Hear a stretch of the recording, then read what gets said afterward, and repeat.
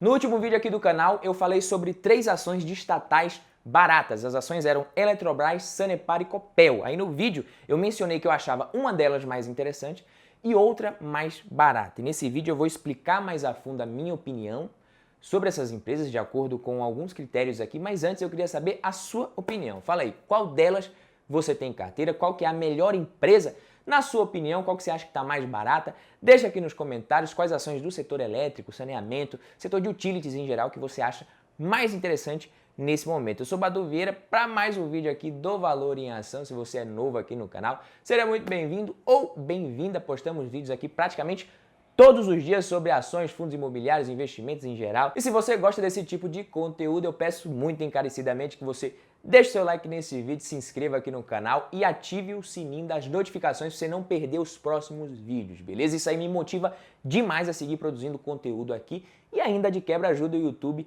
a mostrar esse humilde canal para mais pessoas. Vamos logo bater essa meta dos 15 mil inscritos aqui em setembro, que é o mês do meu aniversário, para começar com a nossa carteira aberta aqui do canal. Lembrando sempre que esse vídeo, assim como todos os vídeos aqui do canal, não é uma recomendação de investimentos. O meu objetivo não é recomendar e sim trazer informação, conteúdo de qualidade, a minha opinião e compartilhar tudo isso com vocês. Beleza?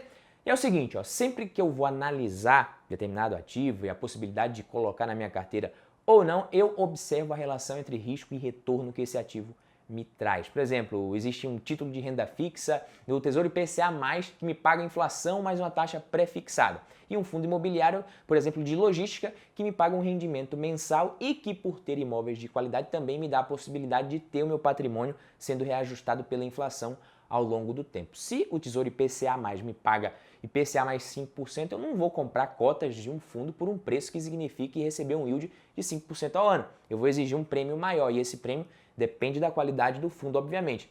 Para um yield ali acima de 7,5%, 8%, 9% ao ano, já faz sentido correr mais risco para ter essa possibilidade de um retorno maior no fundo imobiliário. Porque é óbvio que o risco de se investir em fundos imobiliários é maior do que o risco de se investir no Tesouro Direto, por exemplo. Fundos imobiliários são ativos de renda variável e estão expostos a mais riscos que um título de renda fixa emitido pelo governo. Ao investir em qualquer ativo, eu sempre analiso dessa forma. Então, no caso das ações da Copel e da Sanepar, a ação mais barata não necessariamente vai ser a que vai me dar o retorno maior. Pode ser que sim, também pode ser que não, mas depende do risco e do potencial de retorno esperado em cada uma delas. A relação entre risco e retorno pode ser melhor mesmo na ação que se espera um retorno menor. Então, de acordo com alguns critérios, eu comparei essas duas ações do setor de utilities para explicar para vocês o meu racional ao dizer qual delas é mais interessante em aspectos qualitativos e qual pode estar mais barata. Sempre, na minha opinião, obviamente, você tem todo o direito de discordar, o debate aqui é sempre aberto. O primeiro critério que eu vou usar aqui para analisar as empresas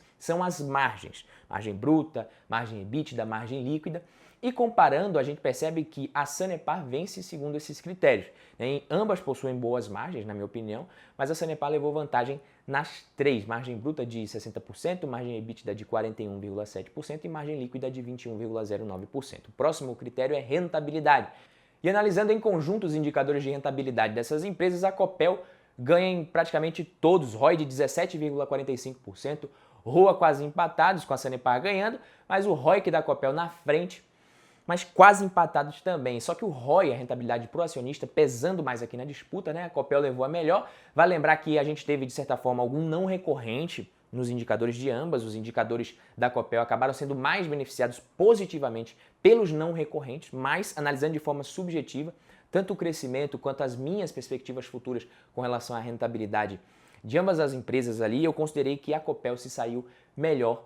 Nesse critério, na sequência, a gente vai para o histórico de resultados e crescimento. Olhando para receitas e lucros de ambas as duas tiveram um bom crescimento de receitas e lucros. Eu dei um peso maior no lucro, é claro. A Copel teve um crescimento expressivo nos últimos anos, nos últimos 2 anos principalmente, mas a Sanepar teve mais regularidade e previsibilidade. Claro que isso não é garantia de que isso vai se repetir. O momento é outro para ambas, os próximos anos também pode ser diferente.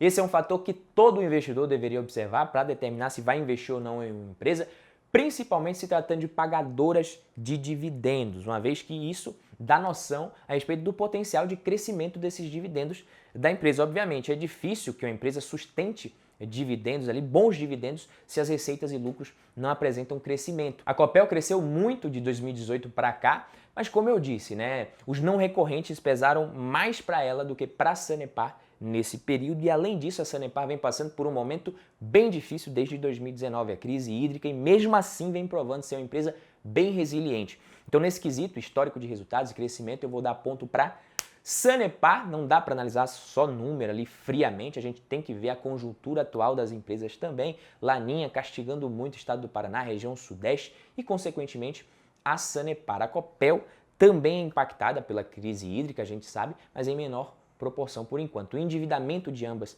é muito saudável, não dá para dizer que uma delas se sai melhor. Nesse quesito aqui, as duas bem confortáveis com relação a endividamento. O próximo item que eu trouxe aqui foi a governança, que é muito importante. A gente está falando de duas empresas que são estatais e de utilities. E aí eu preciso falar um pouco sobre o setor de utilities aqui rapidamente para vocês. O setor de utilities é um setor que engloba indústrias de serviços essenciais como água, gás, energia, e é dever do Estado garantir que todos vão ter acesso a esse tipo de serviço por preços justos. Muitas regiões já ficam desassistidas, muitas vezes, e sem essa regulação a situação poderia ser ainda pior para a população mais pobre e de regiões mais isoladas do país. E como elas também têm um certo poder de monopólio nas regiões em que elas atuam, essas empresas, principalmente falando aqui de saneamento, empresas de distribuição de energia, por exemplo, isso faz com que elas sofram essa regulação para deixar o mercado mais justo. E nas estatais, além da regulação e vigilância nas relações contratuais, ainda existe a possibilidade de intervenção nas decisões gerenciais da empresa com fins políticos e populistas. A gente sabe disso. Esse é um importante risco nas estatais e pesa muito na governança. Por isso, geralmente, elas são descontadas com relação aos pares privados. Sempre estatal é mais barato. Perceba que não necessariamente as empresas controladas pelo Estado são ruins, mas muitas vezes há conflitos de interesse que podem interferir na gestão da companhia, sim, e fazer com que grande parte das decisões não seja guiada para obter lucros e margens, mas para entregar um produto barato, né, para a população à custa dos resultados e margens da empresa. Isso pode acontecer. Às vezes uma empresa com um bom modelo de negócios, inclusive em um setor bem rentável, mas tem uma péssima governança e acaba destruindo o valor mesmo, né, com um setor rentável e com um modelo de negócios interessante. Apesar de a Sanepar não ser das piores que a gente tem, muito pelo contrário, é uma empresa que tem uma boa gestão, mas nesse quesito eu escolhi a Copel, principalmente analisando o presente e olhando para o futuro das duas companhias. A Copel é a maior empresa do estado do Paraná, com quase 70 anos também de história, possui lideranças ali que vêm da iniciativa privada atualmente, vem num processo muito interessante de ganho de eficiência desde 2015 mais ou menos, de mudanças muito positivas na gestão da empresa, saiu de uma ineficiência regulatória de mais de 60% em 2015 para uma eficiência de mais de 15% em 2020. A diretriz da empresa hoje é focar no business de energia, ela vendeu seus ativos de telecomunicações, pretende sair também da distribuição de gás. A Fitch atualizou a avaliação da empresa e concedeu o rating AAA pela primeira vez na história, e considerando principalmente a melhoria de eficiência e a evolução da governança, eu achei muito positivo. Se a Fitch enxerga isso, quem sou eu para questionar, para discordar? A empresa, né, estabeleceu uma política de dividendos também bem transparente e previsível recentemente, o que foi muito bem visto pelos investidores, mas também vem focando nos investimentos, o que é sempre muito importante. Lembrando que a Sanepar também recebeu o AAA pela Fitch, mas no geral, principalmente olhando para frente, pela possibilidade também de intervenção estatal nos reajustes e decisões da empresa, eu acho que a Copel hoje tem um estatuto mais amarrado e mais confiável. Eles fizeram uma ampla reforma nos estatutos da empresa e uma gestão muito técnica também que eles têm. Então, em governança, eu também escolho a Copel. E para finalizar, vamos aqui para os indicadores de preço, de valuation, preço-lucro aqui, elas estão bem próximas, a gente pode ver, com relação ao preço em relação ao valor patrimonial, a Sanepar bem mais descontada, até porque o risco decorrente do momento atual das empresas é maior para a Sanepar mesmo, e o dividend yield da Copel vem maior. Claro que tem não recorrente aí, o payout da Copel também foi maior, mas inclusive para os próximos 12 meses é esperado um dividend yield maior para a Copel. Então eu diria que Sanepar está sim mais descontada, mas o risco é maior, e analisando a relação de risco e retorno de ambas, eu iria de Copel. Lembrando que cabe as duas na carteira tranquilamente, são dois setores diferentes e duas boas empresas, boas pagadoras de dividendos, apesar de estatais, elas têm um bom histórico de resultados, como a gente viu, e tem uma gestão bem focada na eficiência e geração de valor, principalmente a Copel nesse momento em rentabilidade de governança. A Copel levou Nas margens e histórico de crescimento, deu Sanepar aqui, segundo a minha opinião. Endividamento, a gente teve um empate técnico, as duas bem equilibradas.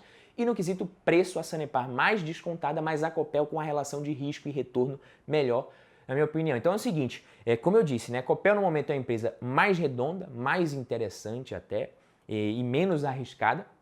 Eu tenho as duas e reafirmo, na minha opinião, elas cabem na mesma carteira sim, sem problema nenhum. Mas se fosse para escolher só uma para carregar para os próximos 10 anos, eu iria de Copel.